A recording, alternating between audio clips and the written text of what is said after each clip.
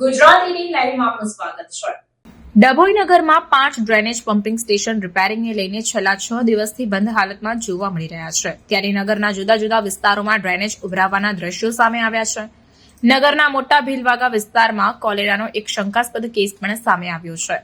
છેલ્લા 3 દિવસમાં 17 લોકોને ઝાડા ઉલટી થતા તેઓને સારવાર હેઠળ ખસેડવામાં આવ્યા છે। ત્યારે આ ઘટનાથી ડભોઈ આરોગ્ય વિભાગ પણ દોડતું થયું છે અને 15 ટીમો બનાવી સર્વેની કામગીરી હાથ ધરવામાં આવી છે। ડ્રેનેજ ઉભરાવાના કારણે નગરમાં પીવાના પાણીમાં ડ્રેનેજના પાણી ભળતા હોવાની આશંકા સેવાઈ રહી છે। પાલિકા તંત્ર પણ છેલ્લા 5 દિવસથી તૂટેલી ડ્રેનેજની મુખ્ય લાઇન રિપેરિંગ કરી રહી હોવાની માહિતી સામે આવી છે।